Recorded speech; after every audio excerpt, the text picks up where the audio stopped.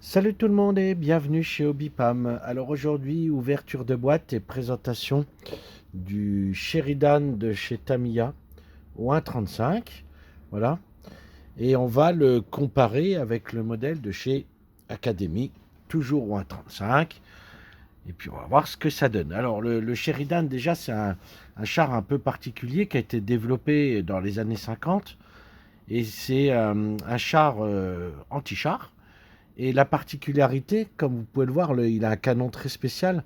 C'était un canon lanceur de missiles. Il lançait des missiles guidés pour détruire les chars adverses. Voilà. Donc c'est un char qui a notamment eu ses heures durant la guerre du Vietnam et qu'on a vu après durant la guerre du Golfe.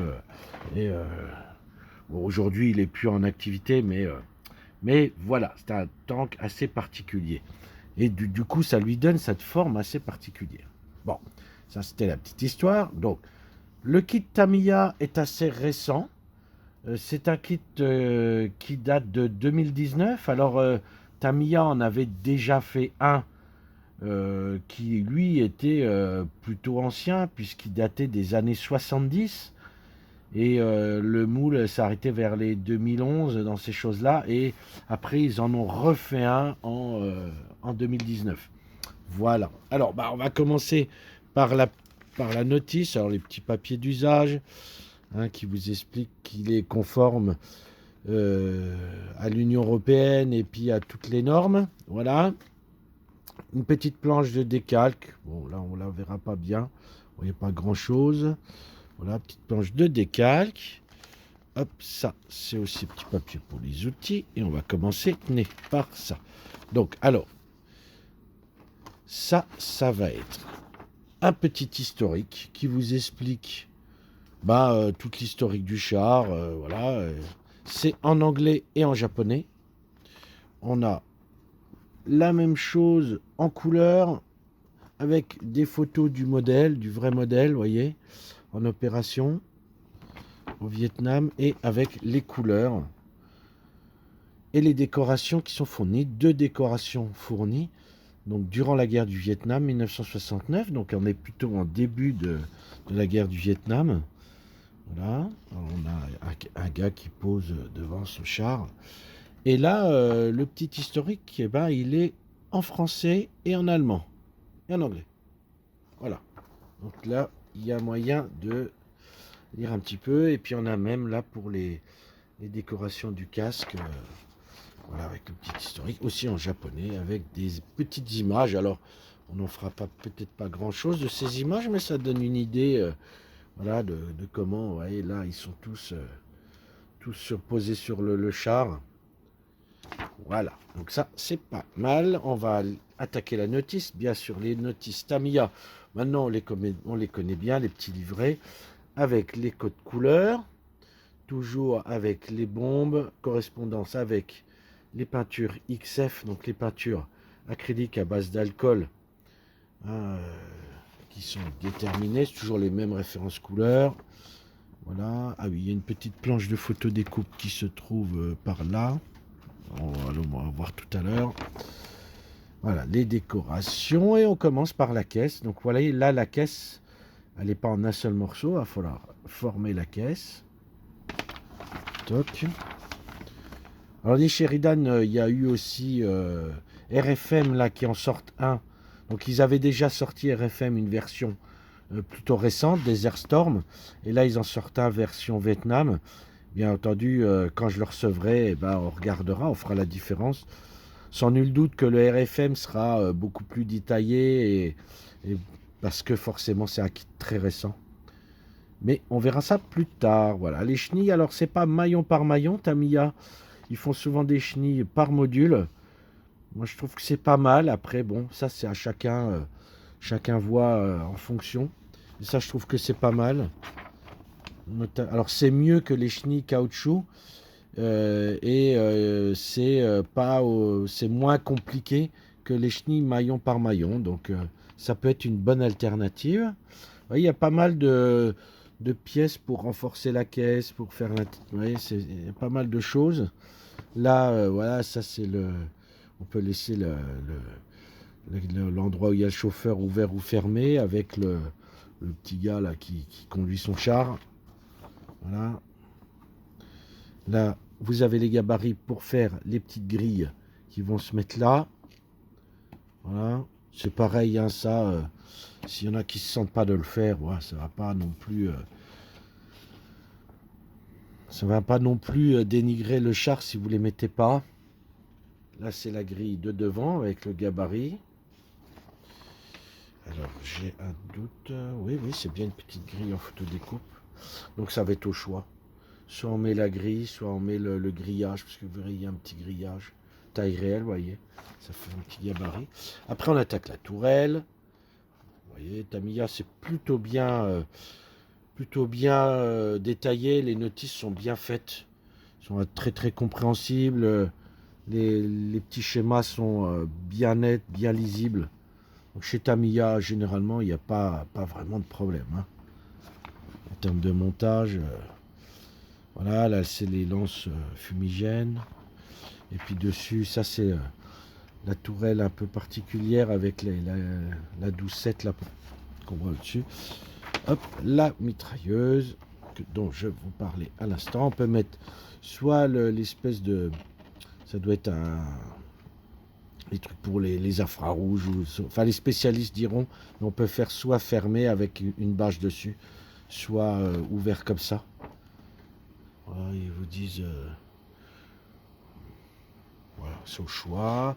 Et puis hop, on a deux figurines, le mec qui a la mitrailleuse et puis le type à côté là qui lui tient la grappe. Voilà. Et on en a fini avec la notice. Voilà, elle est pas mal épaisse, hein, il y a de quoi faire. Alors, je n'ai pas tout sorti, mais on va vous montrer comme ça. Là, il y a le petit câble, il y a des petits polycaps là pour les roues. Le fameux petit grillage. Vous voyez, hop.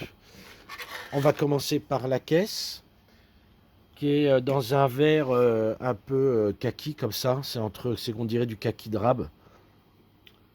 Voilà, alors elle est pas mal du tout, hein, la caisse. C'est rifté. Vous voyez, les rivets sont en relief, c'est propre, c'est fin, même les grilles derrière, vous voyez. C'est plutôt bien gravé. Oh, c'est du Tamiya, il n'y a pas de... Voilà, il y a pas vraiment de surprise. Hein. C'est un plastique bien costaud, bien dur et c'est finement gravé. Alors certainement que voilà, chez AEV Club par exemple, ça aurait été à rajouter en plus, ça aussi. On aurait eu des trappes en plus. Tamiya, voilà, c'est pas... Tamiya, ils ne sont pas dans l'ajout de pièces à outrance comme Dragon par exemple où on a beaucoup de pièces. Tamiya, c'est simple et efficace. Voilà. Il faut que ça soit efficace et pas trop compliqué à monter parce que ça s'adresse à tout type de maquettiste, que ce soit débutant ou chevronné. Voilà. Donc c'est pour ça que chez Tamiya, vous verrez souvent il y a moins de petites pièces à coller à droite à gauche. Honnêtement, une fois que ça s'est peint, voilà, on n'en voit plus la différence. Après, ça, il y a des maquettistes qui aiment bien avoir plein de pièces. Ça, c'est chacun. Et Tamiya, c'est une marque de compromis, Tamiya. On fait des compromis. Alors là, vous avez une grappe avec, vous voyez, le bouclier de la mitrailleuse, les petits lance-fumigènes qui sont bien détaillés. On a aussi le canon qui est en un seul morceau. Il n'est pas en métal, mais il est en un seul morceau.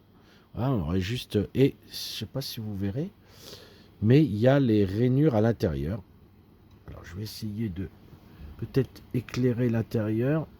Je pourrais tirer une roquette, mais on voit un petit peu aux bordures du canon, vous voyez, c'est rayé. Je ne sais pas si vous verrez bien. Je vais essayer de zoomer un peu. Toc. Voyez, là, on voit bien les rayures à l'intérieur du canon. Donc ça, c'est pas mal. Hein. Ça, c'est pas mal. Les petites figurines en plusieurs morceaux qui sont, elles aussi, bien gravées. On voit le visage du personnage qui est plutôt pas mal.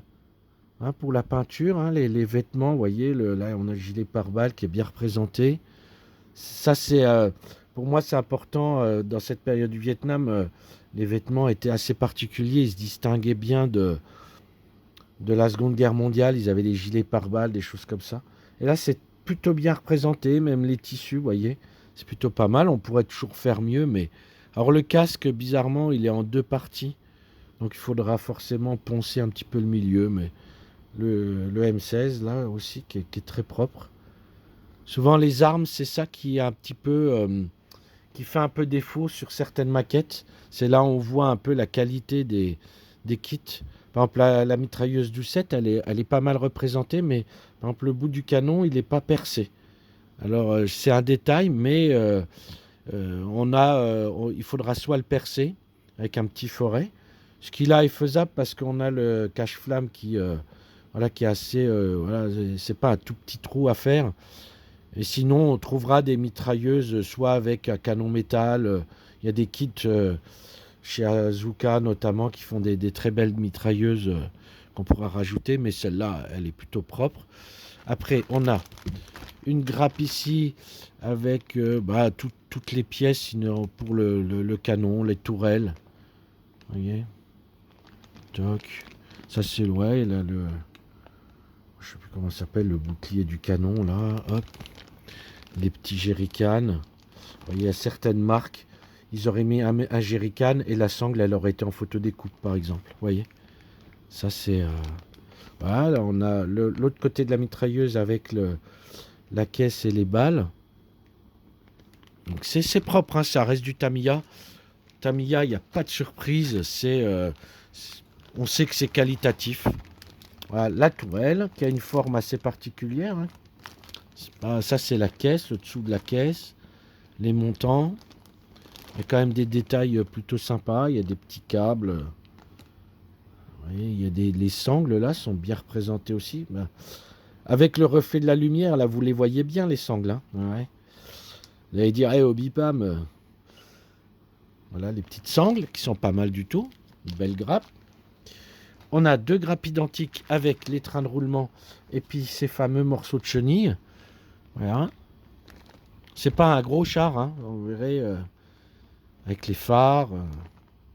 Encore, si je pouvais éviter les reflets de la lumière, ça serait pas mal.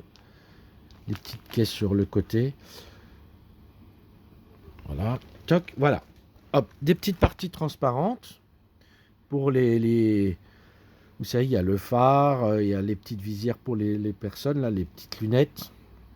Et puis les périscopes. Voilà, cherchez le nom. Toc. Voilà. Et ben, on va attaquer. Là, on a fini avec le Tamiya, mais on va comparer avec celui de chez Academy pour voir ce que ça donne. Alors, le kit Academy est plus ancien, forcément. C'est aussi un espèce de verre, mais là, qui est un peu plus désagréable.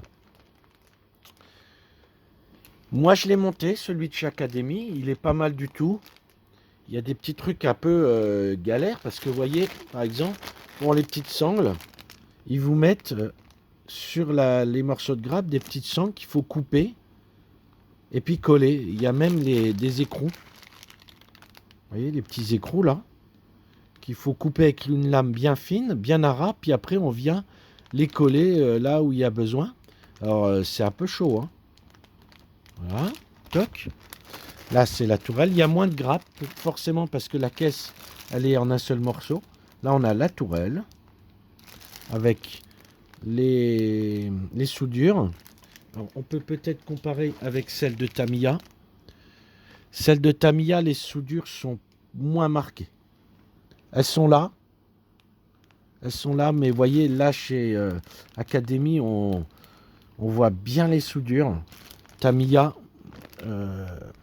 on a juste un bourrelet, on va dire, un petit peu marqué. Elles sont plus marquées sur l'Academy. Alors après, qui a raison, qui a tort, qui a un peu exagéré, ça c'est à voir sur les documents d'époque. Après, bon, vous voyez, par exemple, là, la mitrailleuse, elle est beaucoup plus simpliste, moins bien finie chez Academy que chez celle de Tamiya. Mais bon, voilà, je vous répète, hein, il y a une paire d'années d'écart, même si c'est pas énorme. Donc, mais ça, pareil, la mitrailleuse, on pourra facilement la remplacer. On a aussi cette fameuse grille là alors elle fait un peu plus grillage que celle de Tamiya. Tamiya, elle fait un peu plus filet. Celle-là, elle fait un peu plus grillage. Ça c'est pareil, ça va être Mais voilà, il est pas trop mal aussi, hein, le kit Academy. On a les lance-fumigènes qui sont un petit peu différents de ceux de chez Tamiya. Là, vous voyez, par exemple, l'arrière, ils ont... imagine, ça c'est le panier à l'arrière et ils ont gravé la grille directement, alors que Tamiya va falloir mettre un bout de grillage, ce qui fera beaucoup plus réaliste que ça, quoi. Ça c'est sûr. Ça, après, on a la caisse. Vous voyez ce que je vous disais, la caisse qui est en un seul morceau. Et puis on a le dessus, qui est aussi bien faite, qui est bien... qui est bien gravé, hein. On a une espèce de petite texture un peu. Elle est un peu plus texturée que celle de Tamiya. Cette Tamiya est plutôt lisse. Celle-là, elle est un petit peu granuleuse. Voilà. En longueur, ma foi, on est pile poil pareil. Et en largeur, je ne sais pas si vous allez voir, mais celle de Tamiya est facilement 2 mm moins large. Alors c'est pas, on pourrait dire oui, mais parce qu'on va rajouter des plaques. Ben non, parce que elles sont là les plaques. Donc celui de chez Academy est 2 mm au moins plus large que celui de chez Tamiya. Là encore, il faudra regarder. Alors ça gênera pas si on fait le Sheridan tout seul à côté, mais si on mettait les deux l'un à côté de l'autre, ça se verrait peut-être, hein. Voilà. C'est déjà arrivé, notamment sur le M113. J'avais remarqué que le M113 Academy était plus gros que celui de chez Tamiya. Maintenant, voilà, laquelle des deux marques a la bonne cote, ça sera à vous de le dire. Voilà, alors on a comparé les deux et puis voilà, je vous montre le modèle monté et peint par votre serviteur il y a plusieurs années maintenant. Vous voyez, ça c'est le modèle Academy. Donc on peut en faire quelque chose de plutôt sympa, hein. C'était un modèle plutôt sympa à monter. Voilà. J'avais mis la petite figurine dessus qui était en train de lire son petit magazine. La figurine, c'était une Hobbyfan en résine. Voilà. J'avais mis des petits sacs de sable. Enfin, vous voyez, tout un tas de bordel dans les paniers derrière. On voit beaucoup de photos où ils ont tout un tas de bordel comme ça dans le panier. La petite mitrailleuse là qui s'est un peu détachée. Voilà, on va la remettre bien. Voilà, j'avais mis la mitrailleuse d'origine, j'avais pas changé, donc voilà, avec le casque posé dessus. Donc voilà, voilà ce que ça donnait, monté et peint. Voilà, et ben c'était la présentation un peu longue du Sheridan de chez Tamiya au 1.35 avec la comparaison de celui de chez Academy aussi au 1.35, deux kits qui ma foi se valent. Ils ont chacun des qualités et puis des défauts. Je vous dirais que ils ont plus de qualité que de défauts. Oui, j'ai pas dit, mais celui de chez Academy, c'est des chenilles en caoutchouc et c'est pas des chenilles, maillon par maillon. Donc ça peut rebuter certains. Après, il y a ce petit problème de largeur avec celui d'Academy qui a un poil plus large que celui de Tamiya. Quand on aura celui de RFM, eh ben on fera la comparaison. On regardera ce que ça donnera avec celui de RFM. Donc en attendant, vous pouvez retrouver ces modèles sur le site internet du magasin Hobbypam, www.hobby-du6pam.com, sur les pages Facebook du magasin Hobbypam, Club Hobbypam. Je mets aussi souvent les vidéos sur la page Facebook des maquettistes de Lorraine, donc n'hésitez pas à aller voir sur leur page, c'est le club dont je fais partie. Et puis qu'est-ce que je peux vous dire? Je vous dis à bientôt pour une autre petite vidéo. Salut tout le monde!